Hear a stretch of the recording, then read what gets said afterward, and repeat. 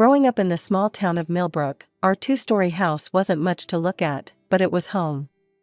My parents, both teachers at the local school, made sure my sister Jane and I never went without, even if we weren't swimming in luxury.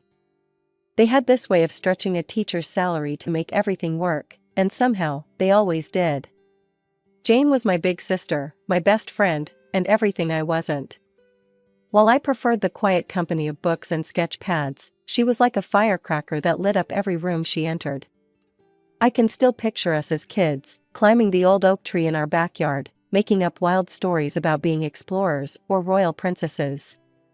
Those were simpler times, before our paths started to diverge. As we grew older, the differences between us became more pronounced. Jane was everything I wasn't: outgoing, talented, and seemingly perfect in every way. She wrote poetry that made our English teacher cry, starred in every school play, and still found time to be a star player on the basketball team. Meanwhile, I was just there. The quiet one. The one who'd rather spend lunch break in the library with a book than in the cafeteria with crowds. Our parents never played favorites, at least not openly. They celebrated Jane's achievements with the same enthusiasm they showed for my decent grades and quiet accomplishments. But there was always this unspoken understanding that Jane was destined for greater things. When college acceptance letters started arriving, it wasn't a surprise that Jane got into Riverside University, one of the most prestigious schools in the state. I still remember the day she got her letter. Mom and Dad couldn't stop crying with joy. "Our baby's going to Riverside," Mom exclaimed, hugging Jane tight. "We always knew you were special." Dad was already on the phone, calling relatives. "Did you hear? Jane got into Riverside. Full academic scholarship." That was the beginning of the real divide between us. Not that we stopped loving each other, but life has a way of pulling people in different directions. Jane moved to the city, and I stayed behind, still in our childhood home, still trying to figure out who I was supposed to be. Little did I know then that our sisterly bond would be tested in ways I never could have imagined. That a single golden ring would shatter everything we'd built over the years, and force me to question everything I thought I knew about family, trust, and forgiveness. The phone calls home from Jane became a weekly ritual of success stories and achievements. Each time, I'd sit at the kitchen table, watching Mom's face light up as Jane shared her latest triumph at Riverside. "Did you hear?" Mom would gush to anyone who'd listen. Jane's research paper was published in the university's psychology journal. "She's only a sophomore." Dad would chime in, "And she's maintaining a 4.0 GPA while doing all this extra research. That's our girl." I spent those 2 years after high school working at the local diner, saving what I could for community college. When I finally enrolled at Millbrook Community College, my parents managed a smile and a "That's nice, dear." It wasn't Riverside, but it was something. "You know, Jane was on local TV again yesterday," Mom announced during dinner one evening. They interviewed her about her research on childhood development. She looked so professional. "That's great," I mumbled, pushing my peas around my plate. I worked hard at my studies, I really did. But somehow, getting a B+ in Introduction to Business didn't quite measure up to Jane's published papers and television appearances. My achievements were like candlelight next to her spotlight. After graduation, reality hit hard. While Jane was already establishing herself at Preston Medical Center as a rising star in their psychology department, I was dropping off resumes at local businesses with no callbacks. That's how I ended up working at Aunt Sarah's store as an assistant administrator. She took me on with that look of pity I was getting used to seeing. "It's just temporary," Aunt Sarah said, showing me around. "Until you find something more suitable for someone with a degree." Then came the news that changed everything. Jane called one Sunday evening, her voice bubbling with excitement. "Mom, Dad, I met someone," she squealed over speakerphone. "His name is Michael, and he's a lawyer at Blackwell and Associates. His family owns half the buildings downtown." I watched my parents exchange knowing looks of approval. Of course Jane would find someone as successful as she was. "He's taking me to Paris next month," Jane continued. His family has an apartment there, can you believe it? That's wonderful, sweetheart, Mom exclaimed, while Dad beamed with pride. I sat there, in my old sweatpants, still living in my childhood bedroom, making minimum wage at my aunt's store. The contrast couldn't have been starker: Jane, the successful psychologist dating a wealthy lawyer, and me, the underachieving sister who couldn't seem to get her life started. When do we get to meet him? Mom asked eagerly. Soon. He's taking me to that new French restaurant this weekend, but maybe next week we could come for dinner? I excused myself from the kitchen before they could see the tears welling up in my eyes. It wasn't that I wasn't happy for Jane, I was. But each of her successes somehow felt like they were highlighting my failures. Every step forward she took seemed to push me 2 steps back in comparison. Holidays became a showcase of Jane's exciting life. She'd sweep into our parents' house like a celebrity, bringing stories of important clients, breakthrough therapy sessions, and glamorous dates with Michael. And then the CEO himself thanked me in front of the entire board, she'd say over Thanksgiving dinner, while I quietly passed the mashed potatoes. Tell them about that conference in Boston, honey, Mom would prompt, beaming with pride. I'd sit there in my work clothes from the store, still living in my childhood bedroom, because minimum wage doesn't get you your own apartment in this economy. Even my aunt's employee discount couldn't help me save enough to move out. Then came the announcement we all knew was coming. It was during Christmas dinner when Jane stood up, Michael beside her, both grinning ear to ear. We're getting married, she squealed, extending her left hand to reveal a stunning gold ring with a diamond that caught every light in the room. It's been in my family for generations, Michael explained proudly. My great-grandfather gave it to my great-grandmother in 1925. Mom burst into tears of joy, Dad opened his best bottle of wine, and I forced a smile while something heavy settled in my stomach. The next few months were a whirlwind of wedding preparations. Jane was at the house constantly, turning our modest home into wedding planning central. Every surface seemed covered with bridal magazines, color swatches, and guest lists. One Saturday in early spring, I had a rare day off. I was sprawled on my bed with my worn copy of Pride and Prejudice when I heard Jane and Mom in the garden below my window. These roses will look perfect for the reception, Jane was saying. We should plant more along this fence. Careful with your ring, sweetie, Mom cautioned. Those thorns can catch on anything. You're right, Jane replied. This glove keeps catching on it. I'll just put it here on the bench for now. I returned to my book, half listening to their chatter about flower arrangements and table settings. The afternoon sun was warm through my window, and I was just getting to my favorite part when I heard Mom's voice. We should get more fertilizer if we're planting all these new roses. Let's run to the garden center. Good idea, Jane agreed. Chris, we're going to the store. Be back soon. I mumbled an acknowledgement, too engrossed in my book to really pay attention. The house fell quiet except for the distant sound of birds in the garden. When they returned, the peace was shattered by Jane's panicked voice. Mom, the ring. It's gone. I looked up from my book at the commotion. Through my window, I could see Jane and Mom frantically searching around the wooden bench, pushing aside gardening tools and flower pots. It was right here. Jane's voice was getting higher with panic. I put it right here on the bench. Don't worry, honey, we'll find it, Mom assured her, but I could hear the worry in her voice. It has to be here somewhere. They searched until the sun started to set, combing through every inch of the garden, but the ring was nowhere to be found. That's when I first saw it in their eyes when they looked up at my window, that flicker of suspicion that would soon grow into something much darker. With shaking hands, Jane dialed Michael's number. I could hear his voice through the phone from across the room, growing louder with each word. What do you mean you lost it? His voice boomed through the speaker. That ring has been in my family for 4 generations. My great-grandmother wore that ring through 2 world wars. I'm so sorry, Jane sobbed. We'll find it, I promise. You'd better find it. The violence in his voice made me flinch. I don't care what it takes. That ring is irreplaceable. After she hung up, Jane turned to me, her face twisted with an expression I'd never seen before. You took it, didn't you? What? I felt like I'd been slapped. Jane, I was in my room the whole time. Exactly. You were the only one here. She was screaming now, mascara running down her cheeks. You've always been jealous of me. Mom stepped forward, her face hard. Christina, if you took the ring, you need to return it right now.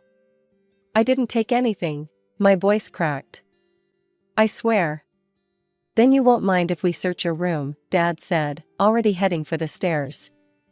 I followed them up to my bedroom, watching helplessly as they tore it apart. They rifled through my drawers, emptied my jewelry box, flipped my mattress, and dumped out my purse. Books scattered across the floor, clothes were strewn everywhere, and even my private diary was read page by page. It has to be here somewhere, Jane muttered, throwing my sweaters onto the floor. Hours of searching turned into days, then a week. Each day, the accusations grew worse. Just admit it, Jane cornered me in the kitchen one morning. We all know you took it because you're jealous. You can't stand that I'm getting married while you can't even get a date. Jane, please. Look at you, she spat. 27 years old, living with Mom and Dad, working a pathetic job that Aunt Sarah gave you out of pity. You're a loser, Christina, and you couldn't stand to see me happy. Mom stood in the doorway, arms crossed. We're going to call the police if you don't return it. Go ahead, I shouted back, finally breaking. Call them. I have nothing to hide because I didn't take your precious ring. Each word was like a knife, cutting deeper than the last. The worst part wasn't the accusations or the threats, it was the look in their eyes. The absolute certainty that I was guilty, that I was capable of betraying my own sister out of jealousy and spite. Word spreads fast in a small town. Within days, my parents' version of events had reached every corner of Millbrook. At the grocery store, former neighbors avoided my gaze. At church, people who'd known me since childhood suddenly found reasons to sit in different pews. I was restocking shelves at my aunt's store when I heard her voice behind me. Christina, Aunt Sarah's tone made me freeze. We need to talk. In her small office, she didn't even offer me a seat. Your mother called me this morning. Aunt Sarah, please. She held up her hand. I took a chance on you when no one else would. And this is how you repay me? By stealing your sister's engagement ring? I didn't. Clean out your locker and turn in your keys, her voice was ice. I won't have a thief working in my store. The walk home felt like a death march. Maybe Mom and Dad would finally see how this was destroying my life. Maybe they'd realize I would never do this. I found them in the kitchen. Aunt Sarah fired me, I said, my voice small. Mom didn't even look up from her coffee. Pack your things. What? You heard your mother, Dad said. We want you out by tomorrow morning. The room started spinning. You're kicking me out? Where am I supposed to go? Maybe you should have thought about that before you stole from your sister. Mom finally looked at me, her eyes harder than I'd ever seen them.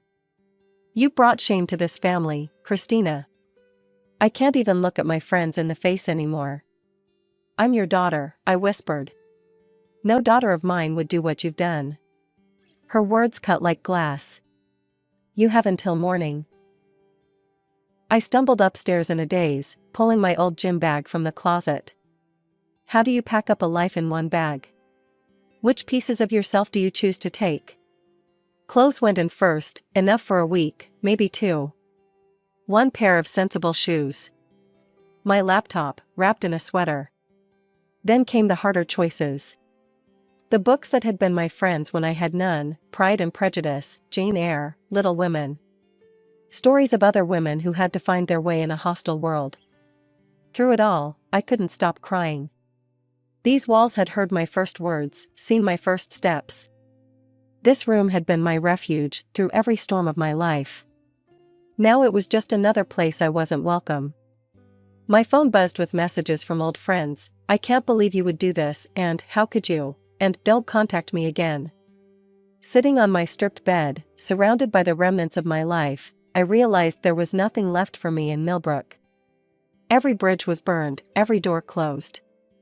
Whatever I was going to become, it wouldn't be here. I had to leave. Not just this house, but this town, these memories, this life that had become a prison of accusations and distrust. Somewhere out there, I had to believe, was a place where I could start over. Where no one knew me as the sister who stole the ring, the daughter who betrayed her family, the girl who wasn't good enough. At 3 a.m., while staring at my phone's dwindling contact list, I remembered Rachel. We'd been close in college, before life pulled us in different directions. My fingers shook as I dialed her number, praying she still used it. "Chris?" Her voice was groggy with sleep. "What's wrong?" The whole story poured out of me between sobs. When I finished, there was a long pause. "I have a spare room," she said finally. "I'm in Portland now. It's not much, but it's yours if you want it." I checked my bank account, $342.17. Just enough for a one-way bus ticket to Oregon and maybe a meal or two. "When can you come?" Rachel asked. "Tomorrow," I whispered. "I have to leave tomorrow." The bus ride took 2 days. I spent most of it staring out the window, watching the familiar landscapes of my life fade into unknown territory. My gym bag sat on my lap like a life preserver, everything I now owned contained in one small space. Rachel was waiting at the station, just like she promised. She hugged me without hesitation, and for the first time in weeks, I felt human again. "The store where I work is hiring," she said as we drove to her apartment. "It's just retail, but it's something." I started the next day. The store manager took one look at my business degree and my desperate eyes and handed me a name tag. "You start on Register 3. I threw myself into the work like it was a lifeline. Every shift, every sale, every minute was 1 minute further from Millbrook and the wreckage I'd left behind. When other employees complained about long hours, I volunteered to stay longer. When they grumbled about difficult customers, I took them on with a smile. 3 months in, they made me a floor supervisor. 2 months after that, assistant manager. By the 8-month mark, I was managing my own department. "You're different from most people we promote," my district manager said during my review. "You have hunger." He was right. I was hungry, not just for success, but for vindication, for proof that I could be more than what my family thought I was. The day I signed the lease on my own apartment was the day I finally felt free. It was small, just a studio with a kitchenette, but it was mine. No one could tell me to leave, no one could search through my things, no one could question my right to be there. I changed my phone number that same day. Deleted every social media account. Erased every digital footprint that could lead back to Millbrook. Rachel thought I was being extreme, but she didn't argue. "They're still your family," she said once, carefully. "No," I replied, unpacking boxes in my new place. "Family believes in you. Family stands by you."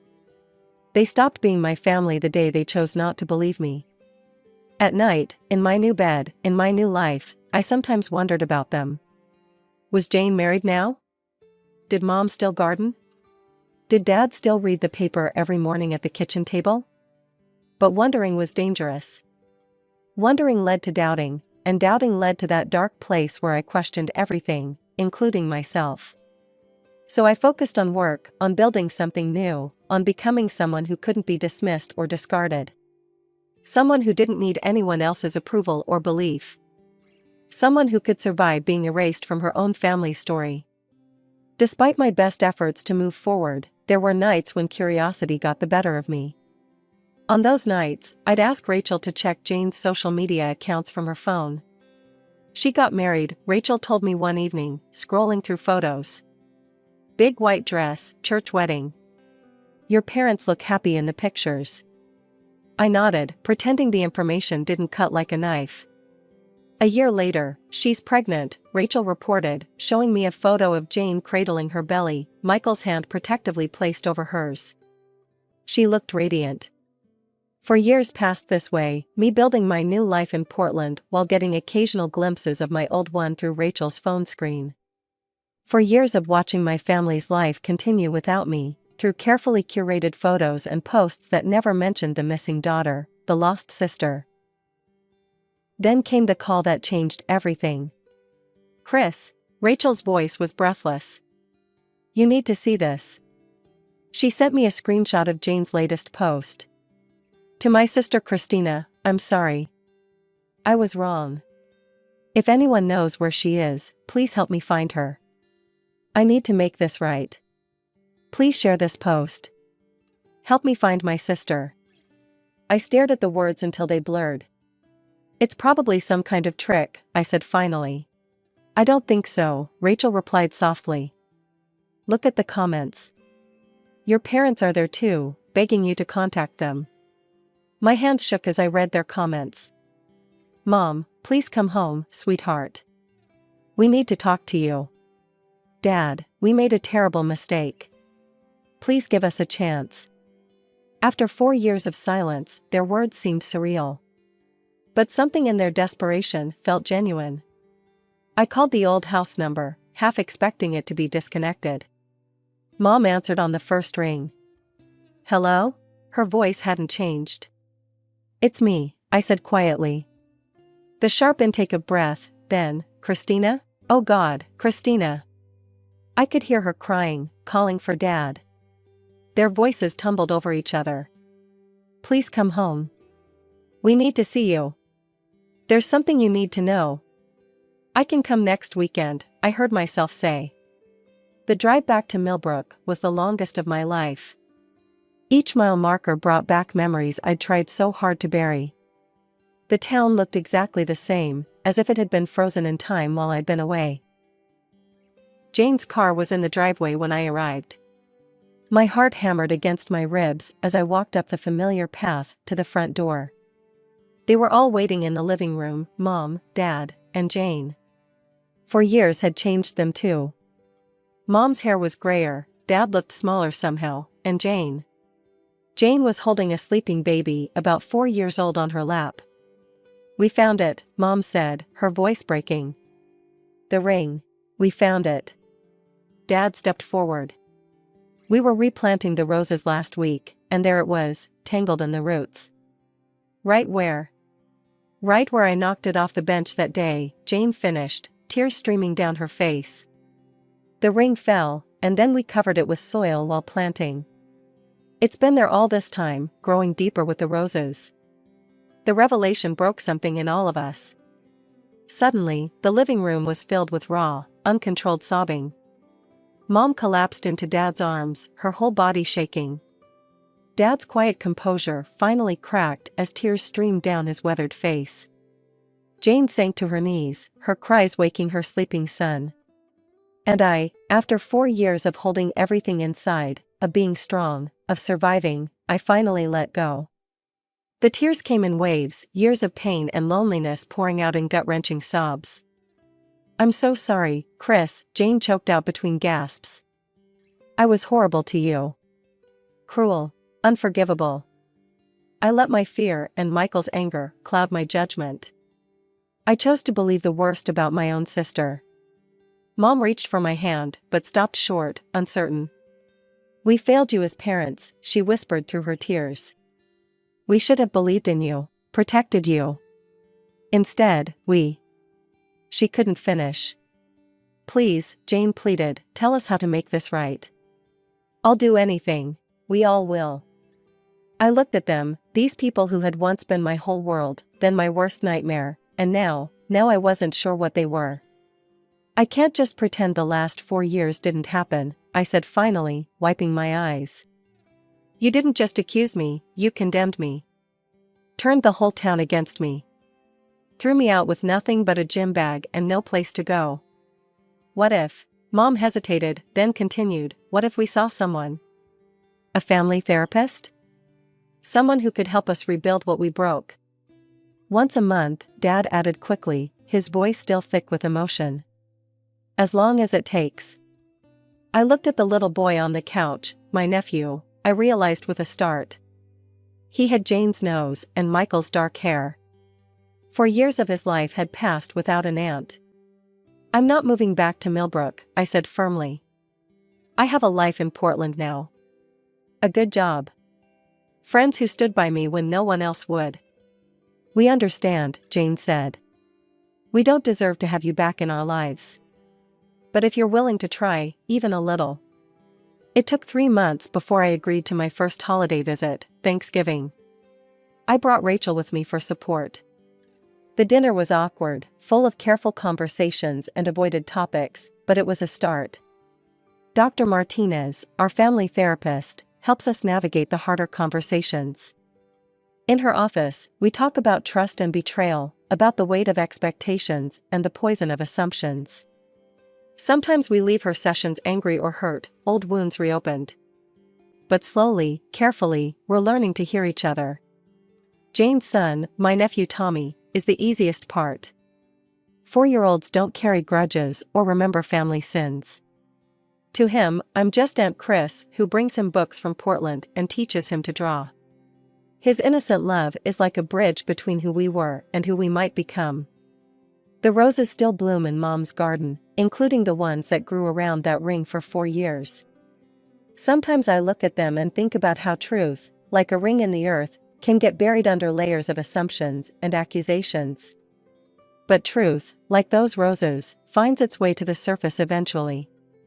I'm not the same person who left Millbrook with a gym bag and a broken heart. They're not the same people who cast me out. We're all learning that healing, like gardening, takes time, patience, and constant care. Some days are harder than others, but we keep trying.